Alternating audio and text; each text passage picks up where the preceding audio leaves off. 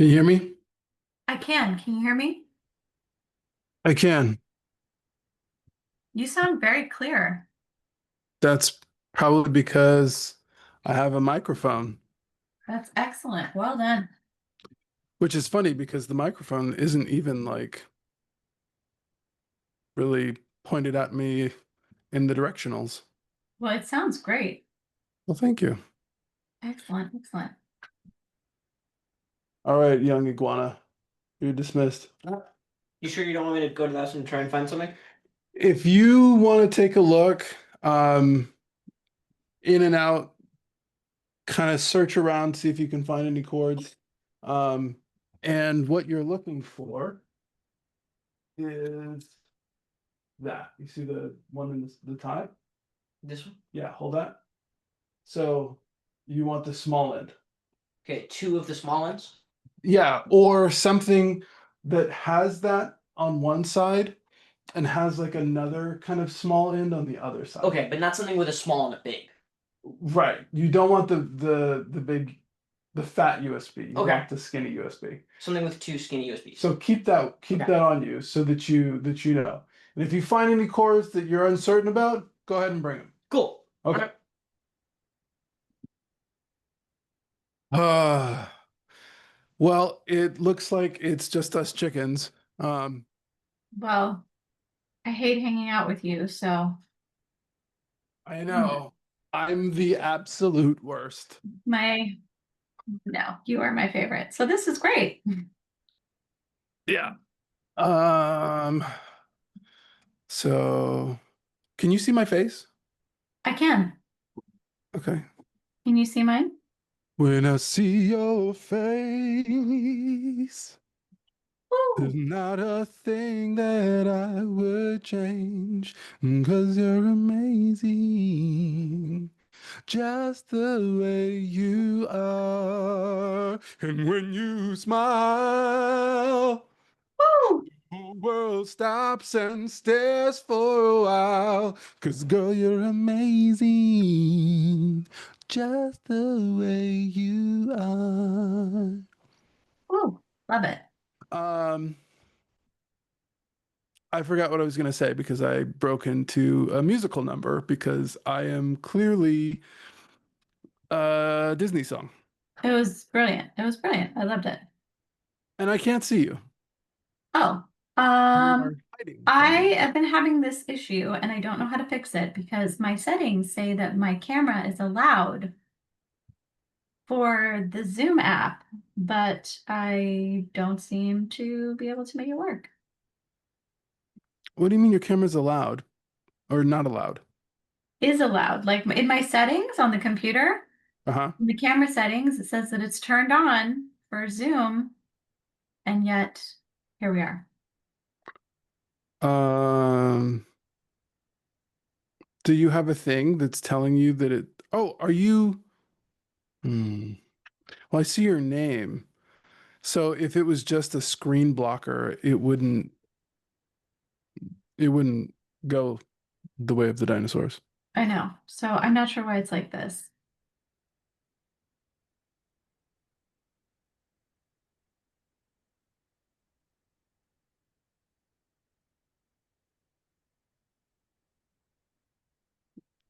Well, this is on your phone or is on your laptop? Laptop. How is it that your laptop thing isn't working? I don't know. Can you share your screen with me? And I've checked the little button on the top of the screen so the camera is available. Share my screen. I don't even see that as an option. Um, so are you on Zoom the program or Zoom through your browser? The program, the app. Great. So there should be a green button that says share. Yes. Engage. Share screen. God, nobody is going to understand what that means if they're youngins. this point. Mhm. Okay, so your screen share works. What's up with your camera? I do not know. Okay, do you see where it says video in you can stop sharing your screen. Do you see where it says video in the Zoom chat situation? Mhm. Yeah. It's on. So what is it? Go to video settings. Okay. Do you see where it says video? Yeah, you're on video settings. Hmm. Okay, does it say video and effects? Yep. Okay. Where it says camera, there should be a drop down. Yep. What does it say? PC camera, which is my only option. That's your only option. Okay.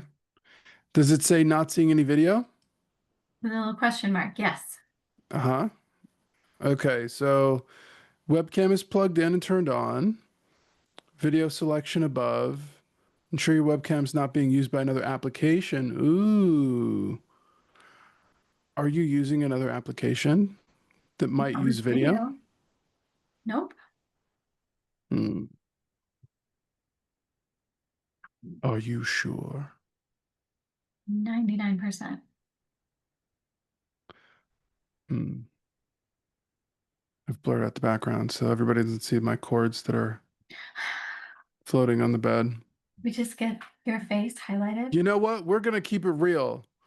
You can see my cord nonsense, Oh, I see your headphones and the camera bag and the light.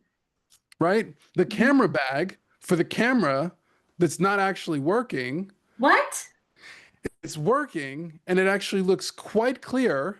And I've set it up right next to my basical camera, so it could record me, Hmm. and I don't have a cable to connect it to. What? So I was looking right before this call for the cable that connects it, and No it dice? is I wonder vanished. if it's in the stack of your desk area stuff in the old apartment. Yeah. So I sent young iguana to go and check it out. Okay. Um yeah. He's He's off the gonna cruise. he's gonna take a look, but um you know, bless his heart, I don't know if he will find it. Good intentions, though. Yeah. So for this episode then I texted our Viking friend, and he is going to work today, so he's not going to make it. And a little too late, I texted um, the other guys, and um, they have not replied. So it's just us chickens, but I'm frustrated because I want to see your face. I know. I'm irritated. Okay. Well, we're just going to do a um, random office hours then. Okay. And it will basically be like you and I talking normally Hang time. because I never shut up, basically. I Um, love when you talk. Should we complain about Superman? we can complain about Superman. I feel pretty complaining about it, which is unlike me. But Okay. it's, you know what? I was thinking about it extra and I was like, oh, why do I not like it? Part of it is because it doesn't seem to take itself seriously. And Hmm. part of it is that same meme reel screaming goat quality that Thor 4 had, where the colors were all more vibrant and everything was like a joke that didn't need to be.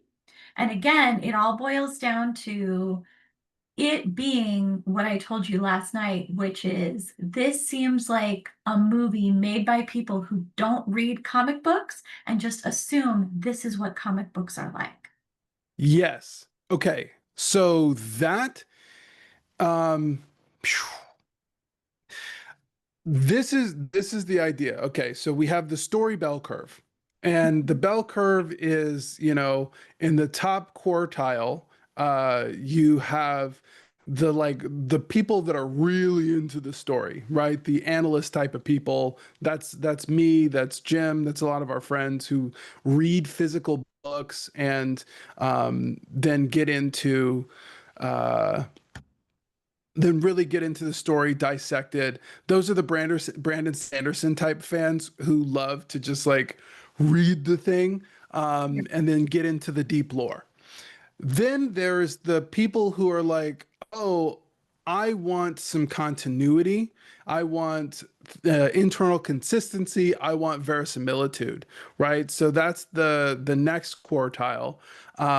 So that audience is not going to like go and research this stuff on the internet. They're not going to do a whole deep dive. But what they are going to do is they are going to, you know, expect a good experience and consistency in the story, and they want to feel something. And then, like, everybody else below the 50% mark is just like, man, I don't really care. I just want something that explodes. And I like want to see pretty people on screen, or I Right. want to see something exciting happen every 30 seconds. And I feel So like yeah. people also just want to laugh and tune out. And I think that's part of my big problem is that I don't want to tune out. I want to be engrossed. Yeah. And so, ironically, what the game that I like to play is Diablo, where you just kind of grind like this. It's the same game over and over again, and you do the same kind of repetitive actions. But I use Mhm. that to like wind down my brain at the end of the night.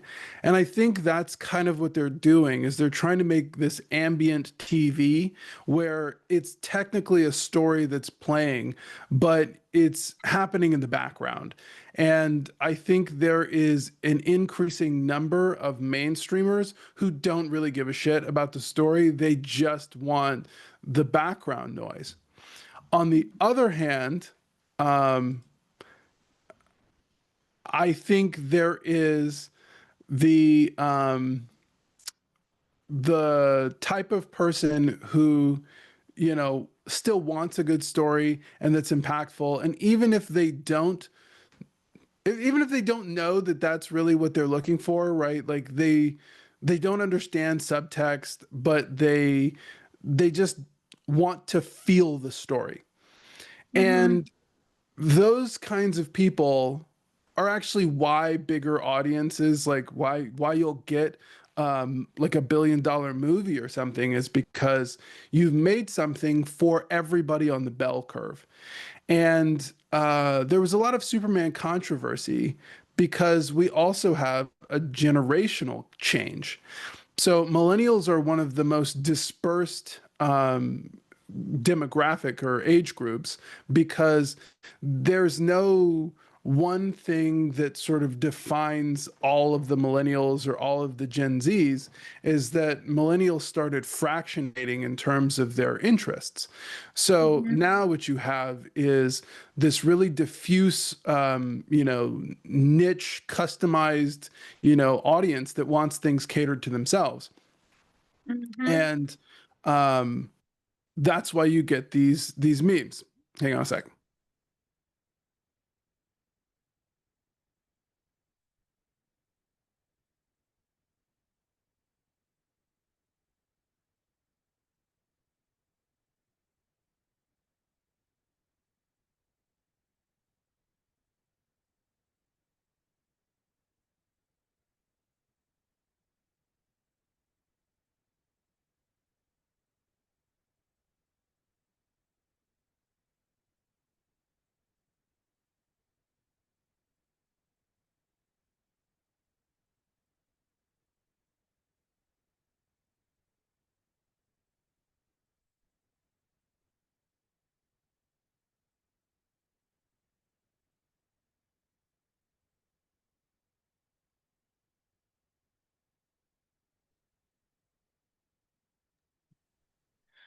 We have sent him on an excursion, and he's like, "Oh yeah, I basically found what you were looking for, but I didn't get it because it didn't have exactly the literal definition of what you were looking for." Are we Ooh. sending him back? He's gonna go back, but he's got Okay, homework, so I don't want to like make this take up too much of his time. Okay, got it. back to the bell curve. So you've got now this very fractionated audience, and they're interested in things that are more nichey, more, what I like instead of, what the everybody likes, because now you've got more pockets of interest groups. So what that means is it's harder and harder to find something mainstream. So in the absence of a true mainstream, like 60% like 60% majority mainstream, because not everybody was into like the sword and sorcery genre. That was like a really Sure. niche, like nerd genre. And Yeah, now Game of Thrones pops up and everyone's like, "Oh my God, did you see Game of Thrones? It's so crazy." And right. then It everybody like watches it. everyone got into it. Right. So with Superman, what are you trying to do? You're trying to get a blockbuster. And what the blockbuster used to be based on was the four quadrant film, right? Which revolved around male over 25 because that demographic would go by themselves, they would take a date, and they would take the whole family. Hmm. Now, the target audience is actually the female over 25 because that is the leader of the dinkwad population, which is the Hmm. dual income, no kids with a dog. Yeah, And the dinkwads, however, don't that term is repeat. so What? sorry. Dinkwad is so funny to me. It's funny It's every time you say it. it's hilarious because I can like take a little jab at the dinkwads because Right. I think about what was it, the Griswolds, National Lampoon's Christmas. We watched that with the kids Yes, last year. yes, yes, yes. And there was the couple, and it was oh God, she's got three names. Elaine Dreyfus. from Seinfeld. Yes. Julia Is it Louis-Dreyfus. Julie? Yeah, Julia Louis Dreyfus. She was with her attractive male counterpart, and they were celebrating the holidays together. And they were just like preparing to have, sex the whole time in their Yeah, fancy house, and they were annoyed at the familying going on, and they were like, "Oh my God, I'm so glad we don't have kids." Like the right. whole thing. Yes, And they're they are now the norm. which Whereas, is wild. right. So the funny thing is, this movie that came out in like the late 80s or 90s is now completely role reversed, where the normal mainstream thing was to have the nuclear family. But now we can get into the actual like household mojo of it all, which is that we have been increasingly atomizing the population. We used to live in multi-generational communities, right? And Mhm. then we moved to the nuclear family, which was just the immediate family. And then we atomized further. And now we're not even at a nuclear family, we're just people, right? Individuals. And individuals now have this more transactional relationship with each other. Um, and that's what Superman is making is they're making things for atomized individuals rather than for groups of people. Interesting. I totally see it because Yeah. including no one in that movie felt like a team. Superman and Lois don't feel like a team. Lois and the other planet reporters don't feel like a team. Even the Justice League or the Justice Team, Gang, the the Justice Justice Gang. Gang, that's right. Even the Justice Gang trio doesn't feel like a team. And they don't seem to even care about like justice. No, they don't care. they're just corporatized heroes, or like they're playing on this, oh yeah, well we're in it for the money. Come on. And I'm like, it's like what it used to be is there was this sort of cop mentality, right? And Mhm. you do the job because the job needs doing, not because of the paycheck, right? Like police officers, generally speaking, don't do it for the paycheck, you Right. know? They feel called to serve. Yeah. And so, I mean, that's why they call them service members, right? This is the Mhm. same with nurses, the same with teachers, right? Like, until you get to college, by the way, they're doing that shit for the paycheck. Um, Ah, but uh-huh. if you go the K-12 route, the teachers are there for the service. They're not there for the major paycheck. Yeah. Um, and that's a lot of, they call these hero professions, right? So law enforcement, firefighters, teachers, nurses, like those are the hero professions. Hmm. Um, and the idea of what a hero is, man, people are so adamant about changing language. This is the masculinity thing, right? Like, oh, well, what's masculinity now? And it's like masculinity isn't something that changes with the times. It's a social construct. Not everything is a social construct. Some things are actually Biology. foundational to who you are, right? Yeah. And so, why are there, oh God, I can't believe I'm saying this. Why are there sex differences? So people can have sex. Which, I mean, one of Woo, my favorite things, I'm not mad at it. woo. But Right? for reproductive purposes, right? Like that's the whole point of having sex. The point of having sex isn't to just endlessly pleasure yourself. I mean, you can, you know, but I think this is the luxury belief set, and this is my one of my favorite economic books. And it's funny because the people who know me are like, "You wouldn't? Why would you like this book? It's so like progressive." And I'm like, "No, no, no, no, no, no, no. It's progressive for then."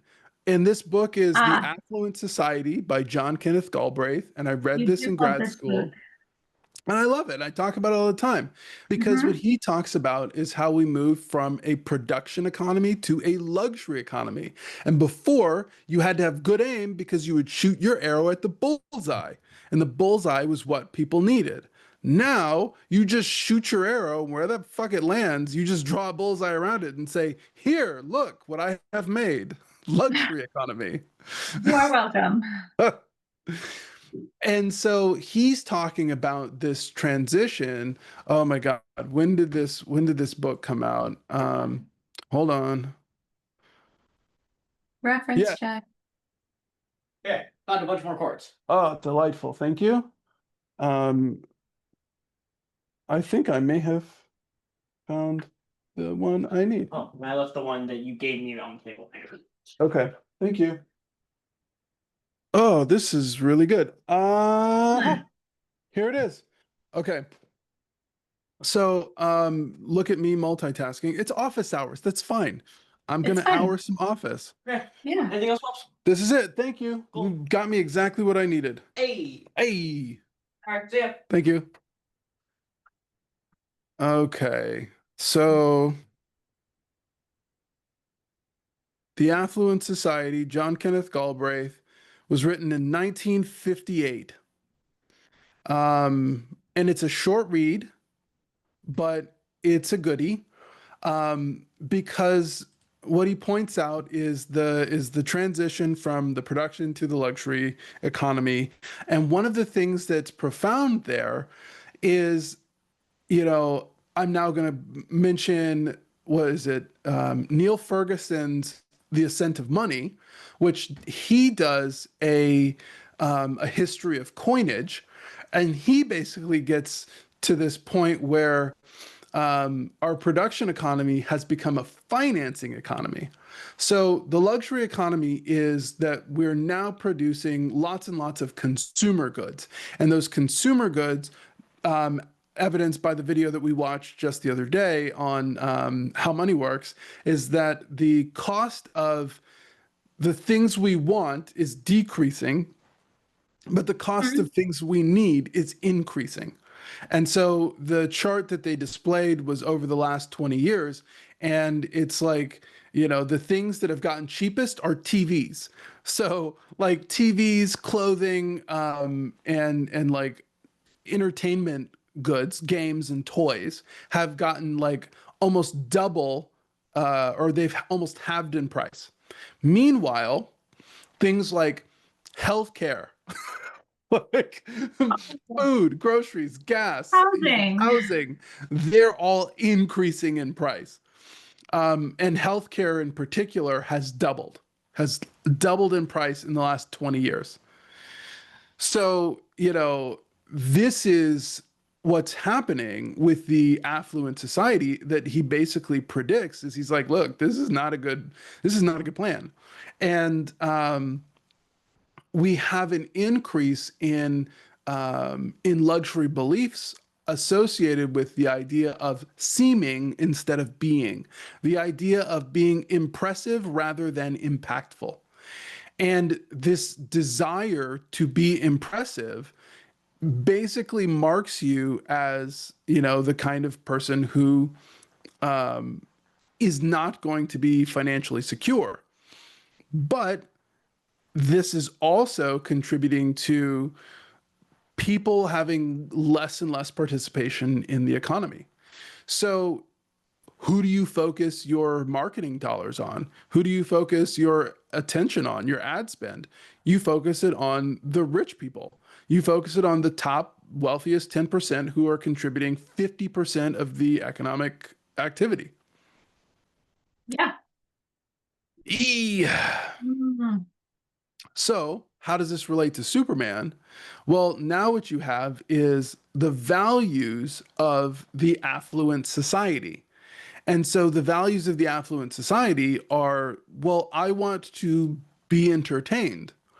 And so we're getting into Commodus territory here, where, I will give the people games and they will love me, right? And that's Disney. Disney is modern day Commodus Oh my because, God. yeah, That's so funny. you know, they're, Woo! they're creating distractions, and also they're ramping up the price because who goes to the opera?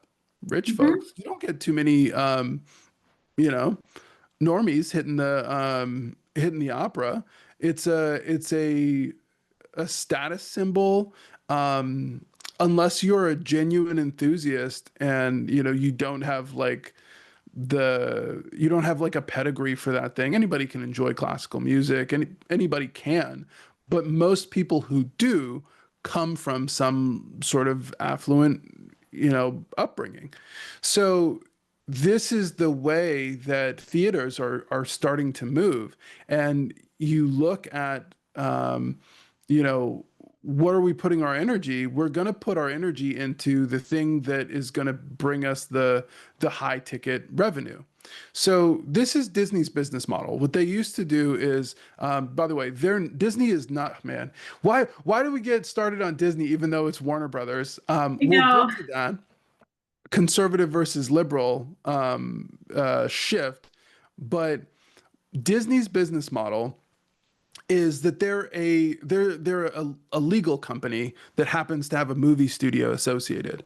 So Right. they have three tiers of pricing, right? So they've got the low ticket items, which are their toys, but those are their high revenue, right? So they make a lot of revenue because they make a lot of toy sales, and the toys are really like high margin, but because the price is so small, it doesn't really matter. But the Yeah. toy business is big.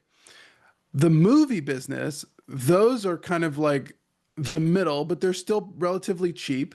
But, four quadrant film, you're looking for that family revenue. And so that's why you make a PG-13 movie instead of an R-rated, because you take the whole family and now you got four tickets instead of one or two. So now if the ticket price is, $25, then you've made $100 per you know dad that you are now getting to go to your movie. So Sure. that's cool. And if it's good, then he'll watch it again. So then you have a couple of weekends to go and see the movie, right? But now, have you noticed that movies are leaving the theaters faster? Yes. Yeah. So now, even if you wanted to go and see it on the second weekend, you generally speaking can't if it doesn't do well enough on the first weekend. Yeah. Yeah. So this whole shift in terms of, who's our target audience and what's the delivery mechanism, and all that to say, the low ticket was the toys, big revenue. The movies are actually just the marketing apparatus to get people to buy toys, low ticket, and to go to the theme parks, the big experiences, which are the high ticket. And then once we get you in, you're a captive audience and we can, charge you for being in our environment. So it's like a casino where you go into the casino and everything is designed to get you to spend. Yeah. Yeah. So the whole thing is the IP, um, that the legal firm that is Disney is producing is focused on using the movies and TV as the advertisements to buy toys, low ticket, high volume, and theme park experiences, high ticket, low volume. Got it. But your movies are going to be have to be profitable for this to work. And they've screwed the pooch. Um, there's no there's nobody who actually wants to buy their stuff anymore. And every time Bob Iger goes on TV, it's like, an angel loses their wings because My God. because that guy is like, I don't know if he's lying to himself. I don't know if he's Oh, lying to the stakeholders or like, or I'm saying lying, but like maybe he doesn't know. Maybe he's so ideologically attached to their business plan. But what I think they're actually banking on is that people like me just get old and die. So the new generation has no cultural memory of what a good story was. And so what they're doing essentially is flooding the feed. So let's just flood the feed so that you forget what Star Wars used to be, that you forget what, Marvel used to be. And now we can keep the IP and then just recycle it for whatever we feel like, is trending right now. that's so sad. Yeah. So sad. Also, as soon as you mentioned Bob Iger, you're right. He might be ideologically attached to it, but as soon as you mentioned him lying, all I could think was Papa's a big liar, Papa's a big liar. right? Yeah. Oh, So, um, that's what we're that's what we're dealing with here.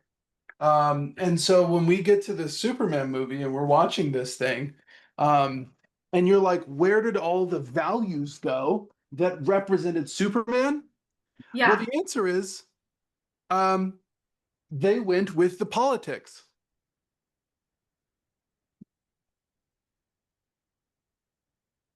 I am so disappointed. Yeah. And It's so sad. and so for the audience who doesn't know, um, I say that the Disney Fox merger was probably one of the biggest, events in modern economic history Mhm. because what it represented was the fractionation of the political left and right, um, in entertainment. So Fox got to keep sports and news, and they gave up their entertainment apparatus. The Disney side kept the entertainment apparatus, and then just kind of like they got ESPN along with it. That's why you get that like Disney ESPN Hulu bundle. is because Yeah, that's that's what right. they, yeah, that's what they got. Um, but here's who they're going after. So, Fox News is generally speaking, right wing, and then Disney was, left wing.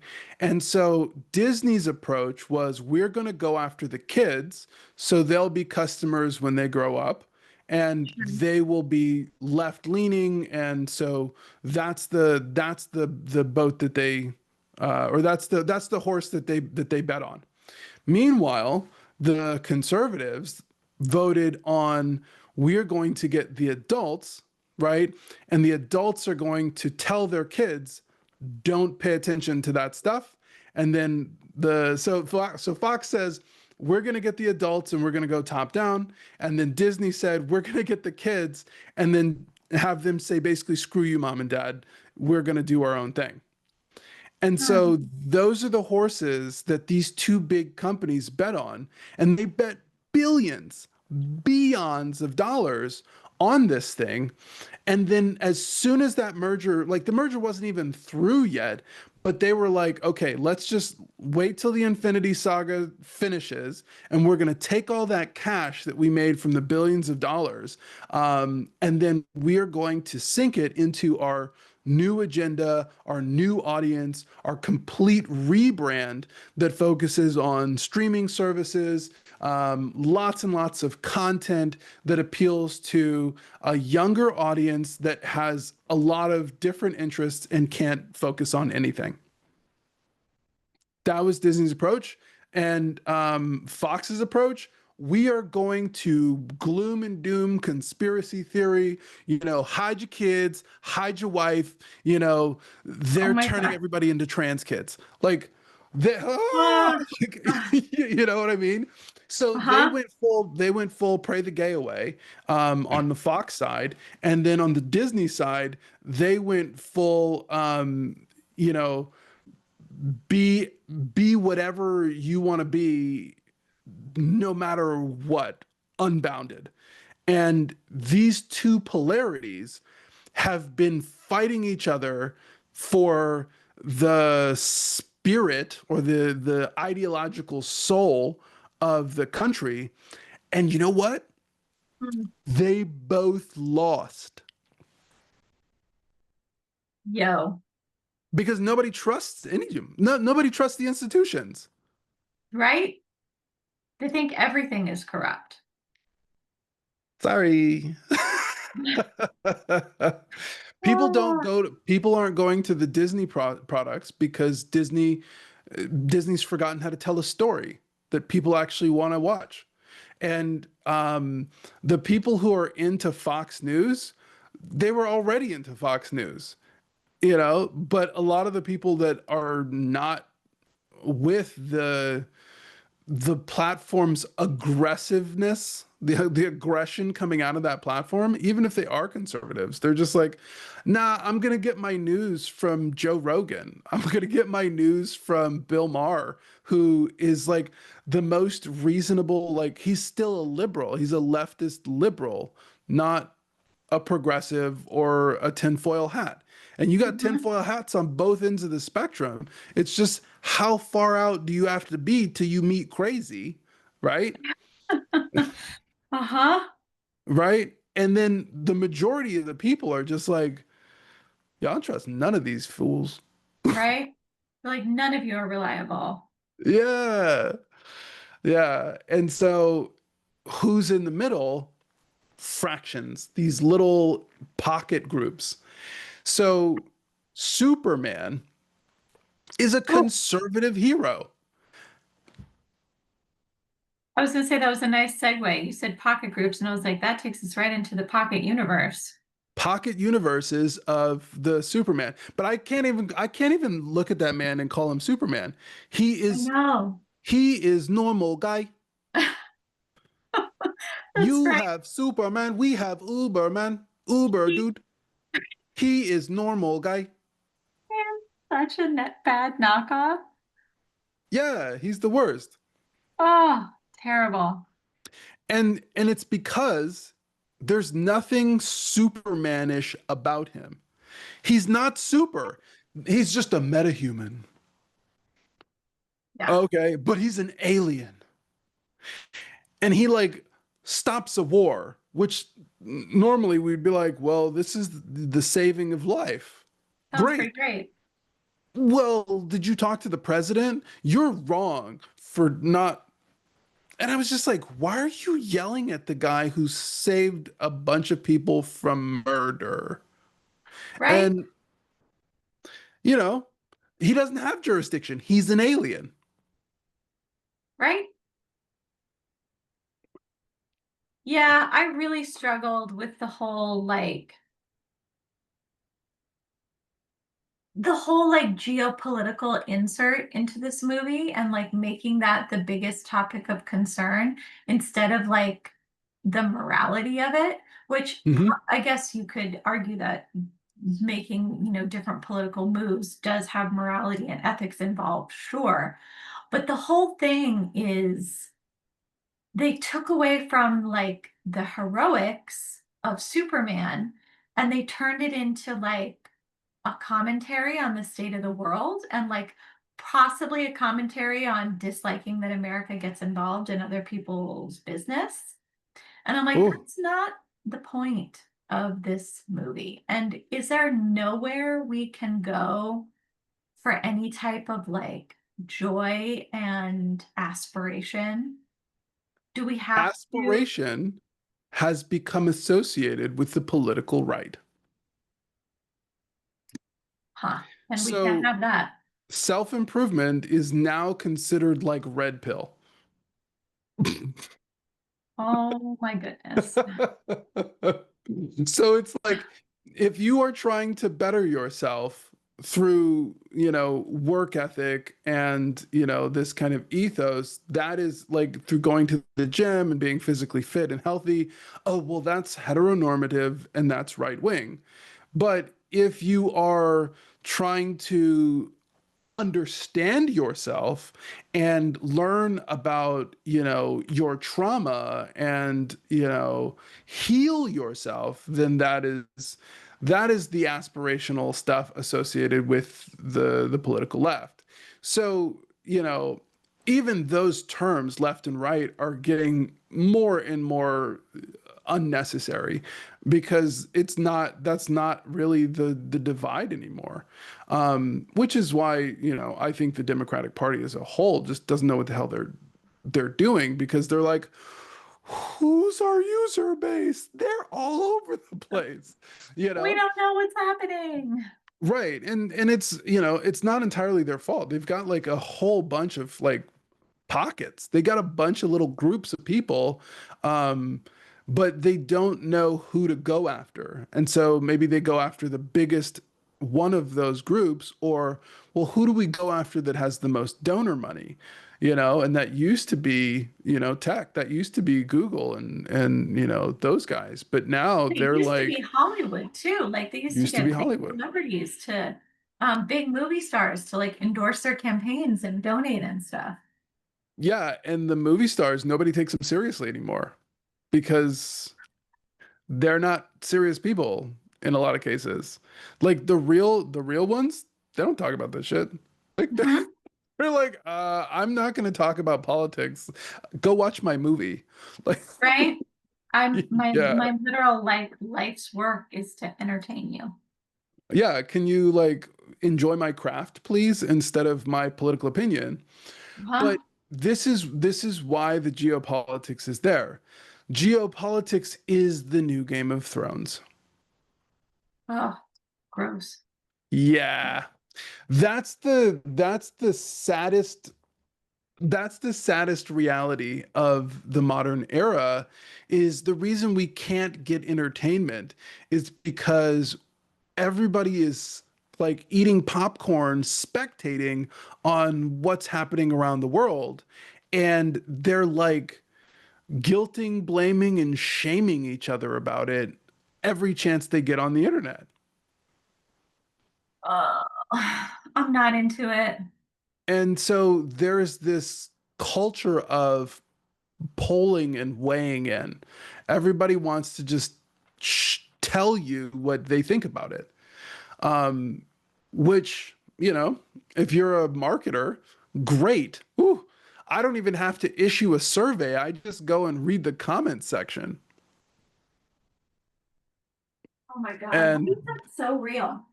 yeah, well, this is what actually drove the movie industry away from their core audience. The core audience for Marvel and Star Wars is a bunch of dudes. And the thing is, they're nerds. Like, is this surprising to anybody?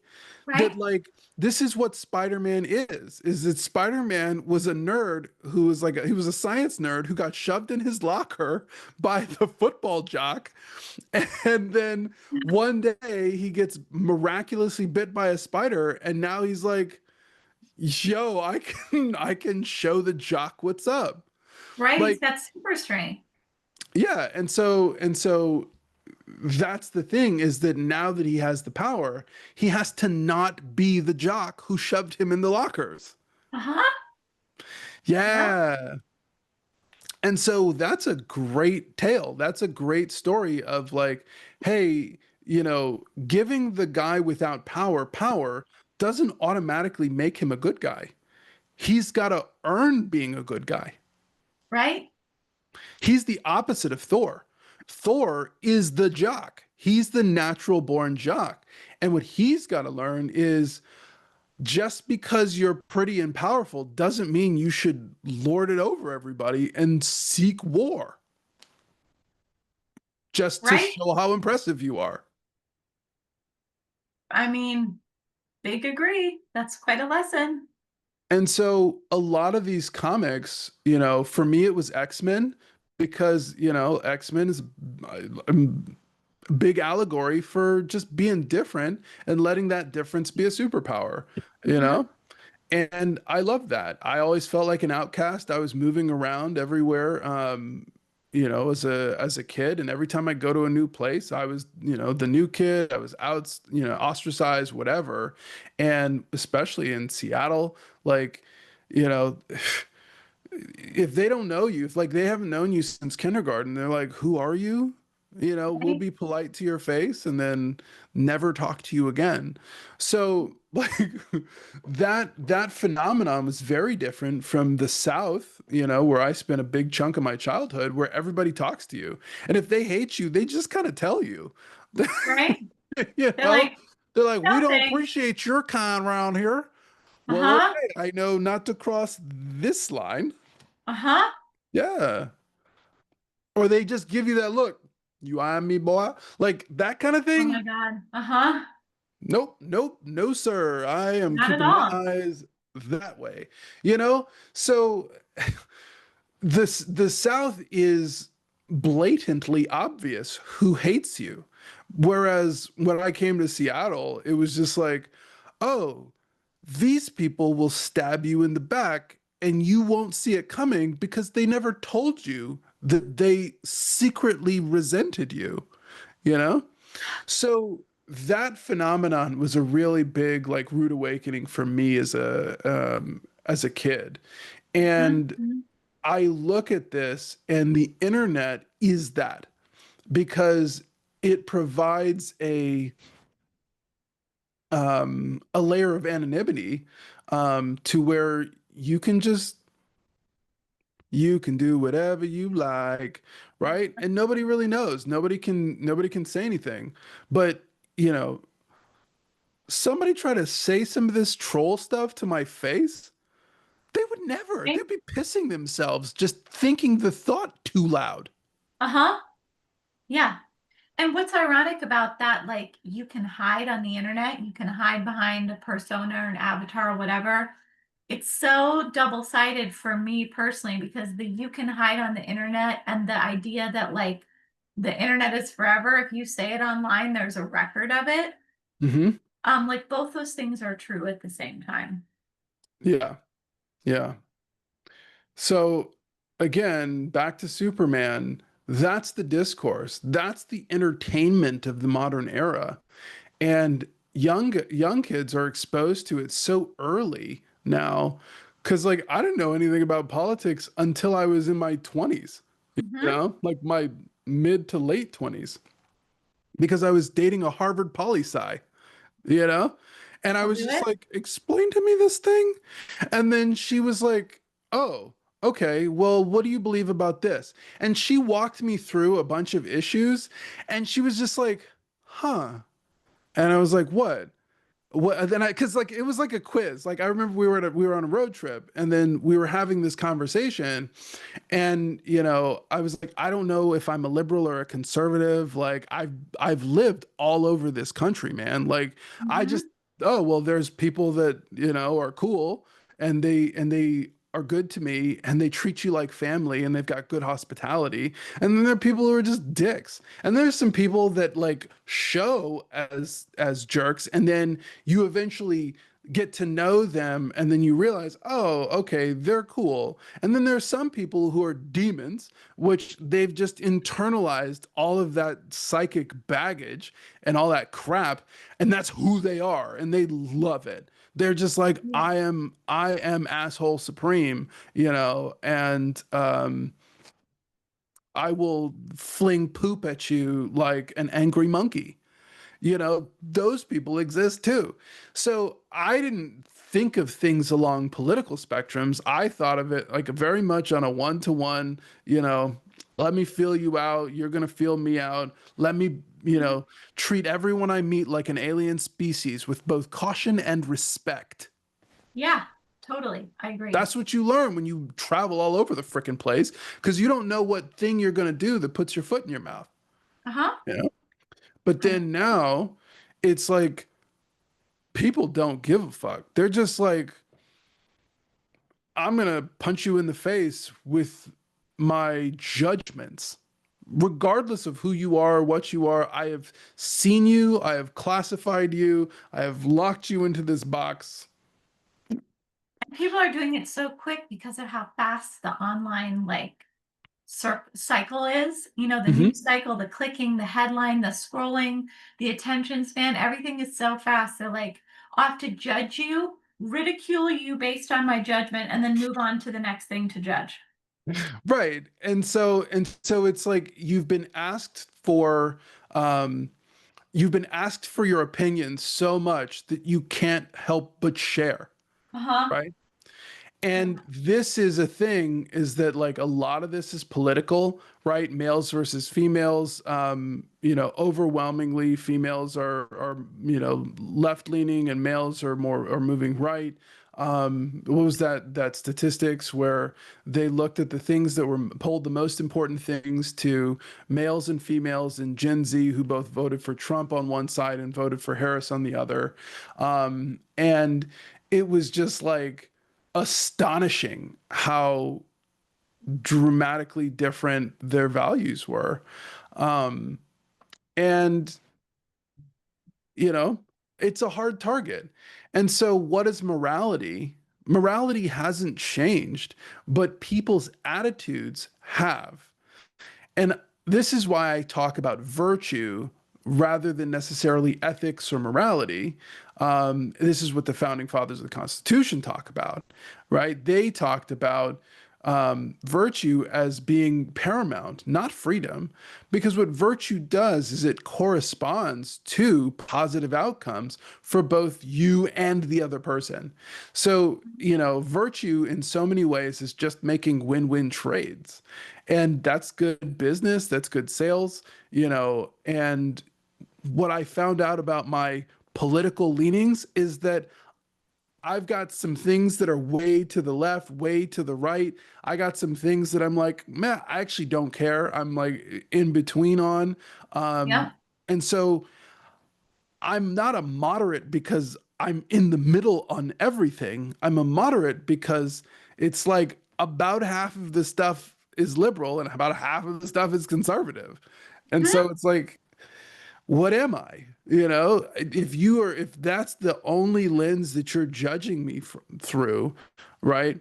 If I have enough conservative things, for you to identify, and you identify those things first, then you're lumping me into that category. And now you have dismissed me as don't talk to this person because they are Right. that.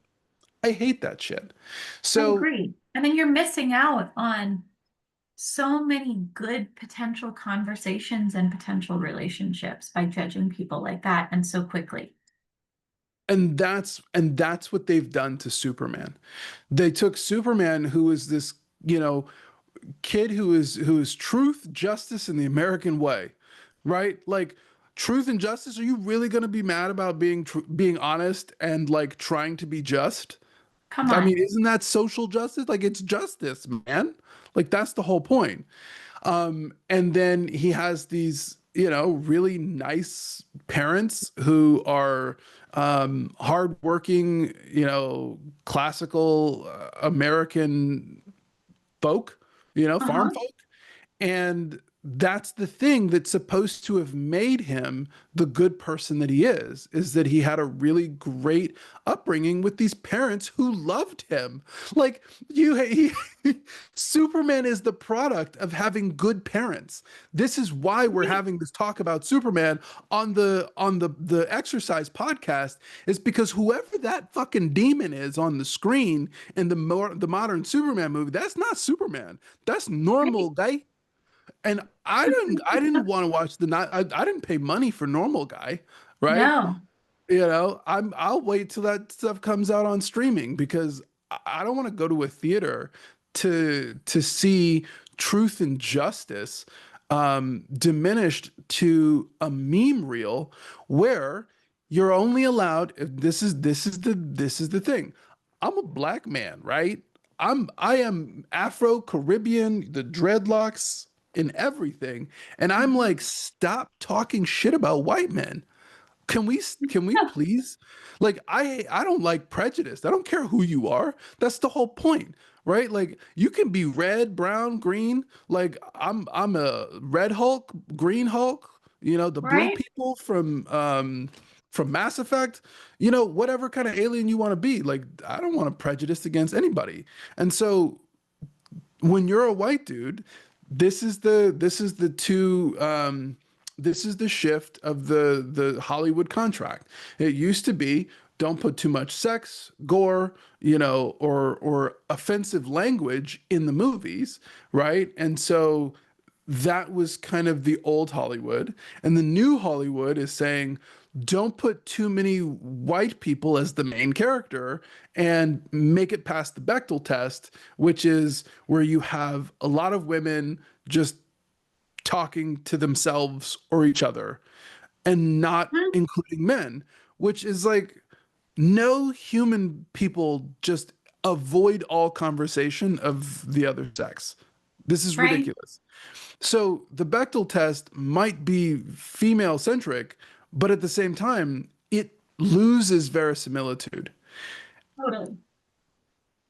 So, kind of my closing remarks here. I know I've been very rambly, and thank you for listening and letting me talk because clearly I'm adamant about this shit because Uh-huh. I want my kids to see good values.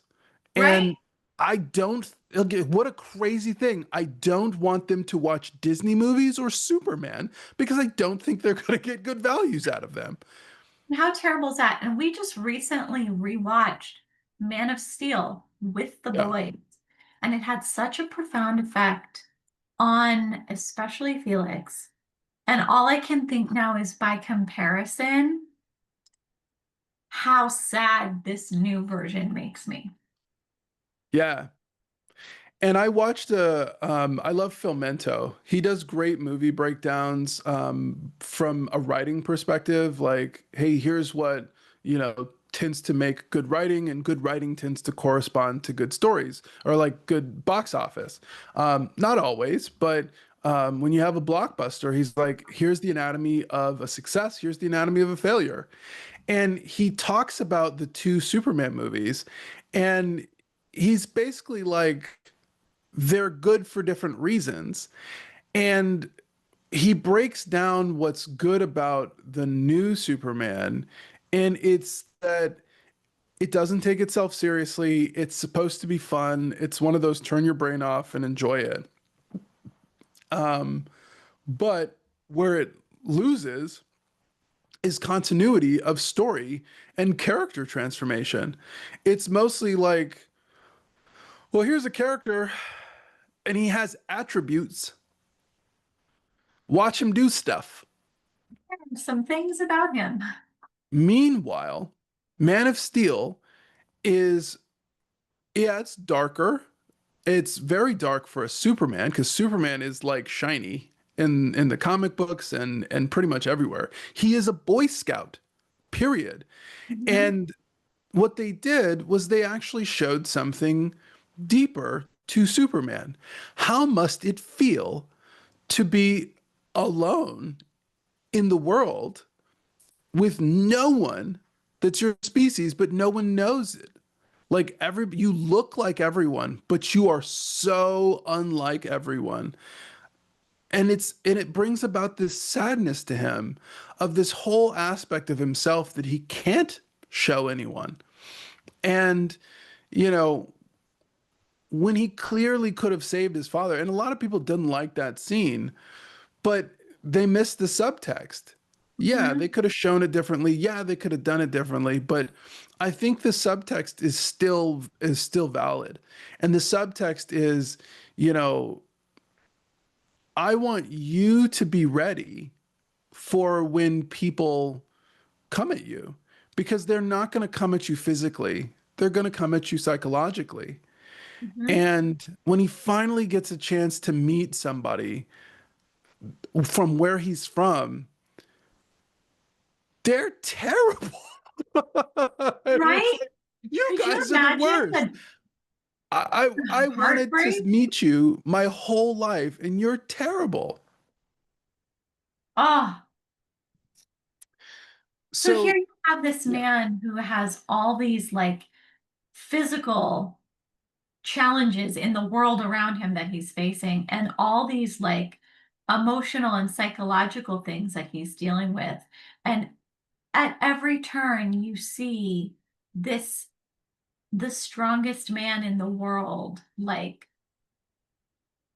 have to make choices about his strength and have to deal with emotions and have to face all these really complicated, hard things and still find a way to choose to serve.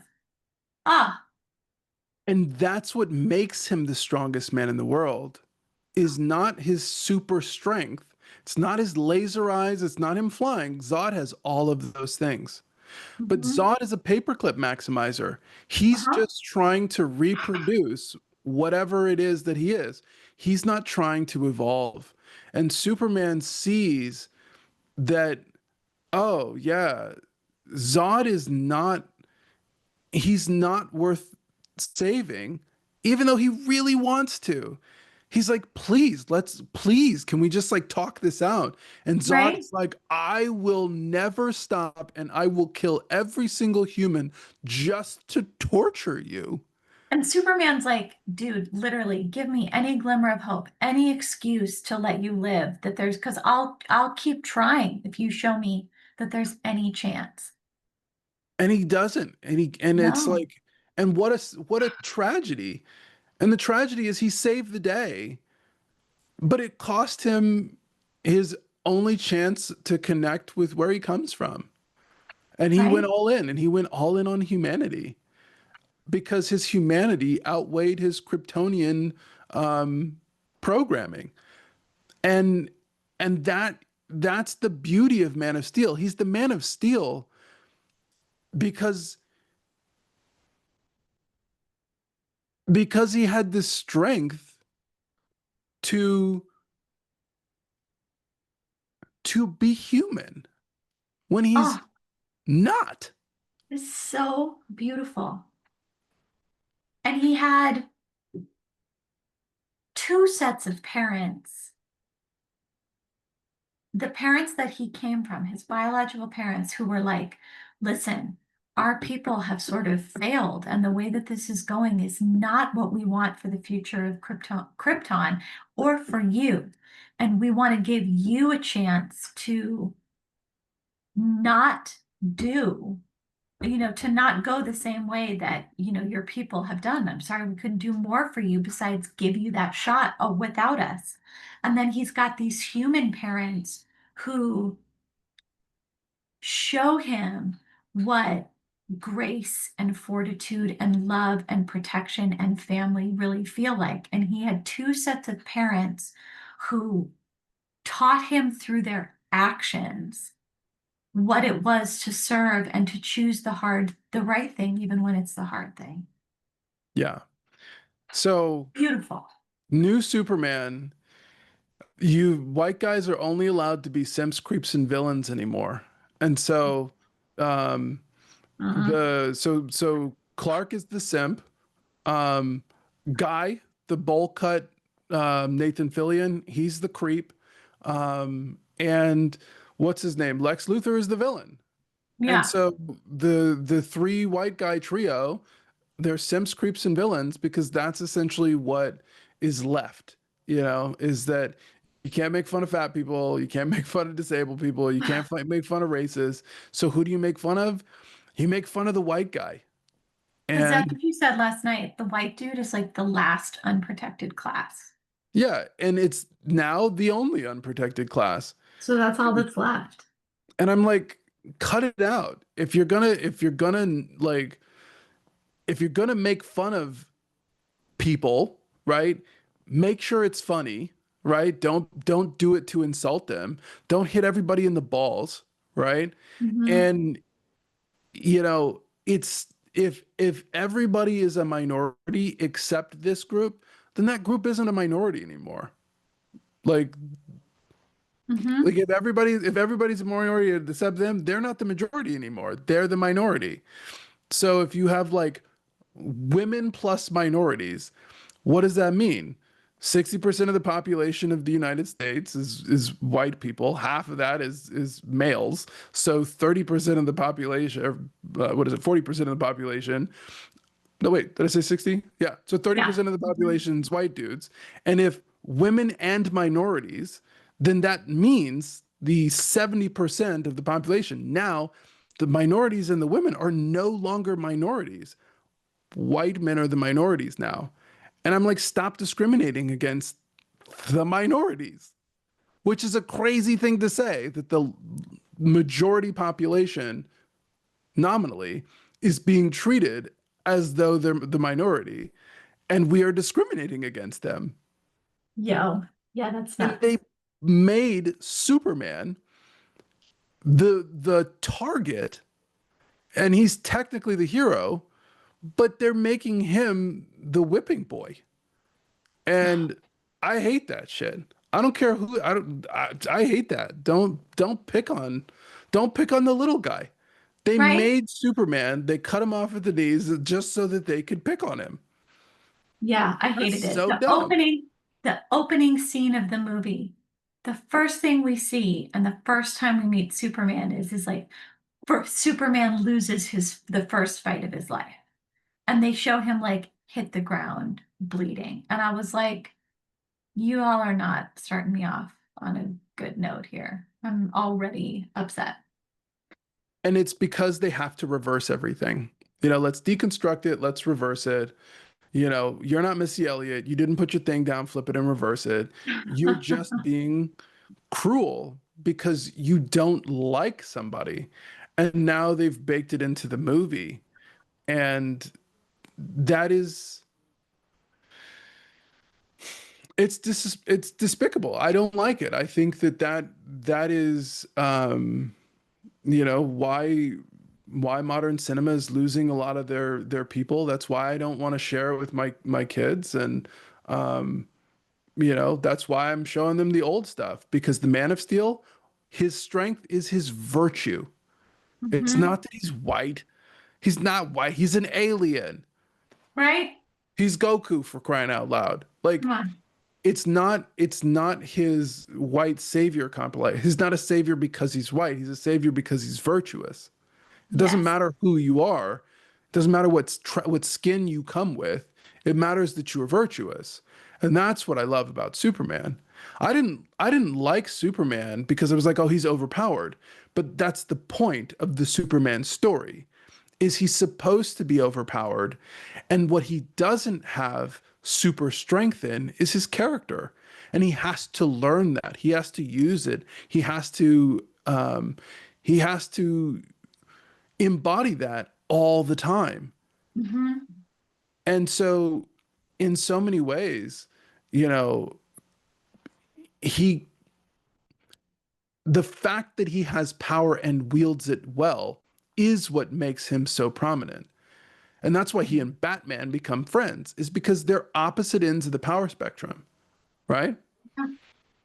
But Batman respects Superman for his character, especially coming from where he's coming from in Gotham, and everybody's wicked, you know? Right? And Yeah. Superman respects Batman because he's virtuous.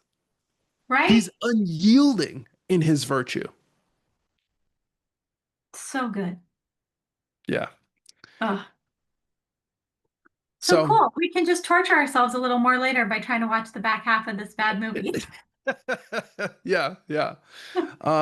So I'm gonna let you go and get started on dinner. Thanks for appearing. I'm going to come down also and try and troubleshoot your camera because I'd like for you to show up on these things. Yes. Um, Okay, awesome. I will leave the computer on for you. I really need to take a very quick shower because, yes, yeah. copy Okay. that. Meow. See ya.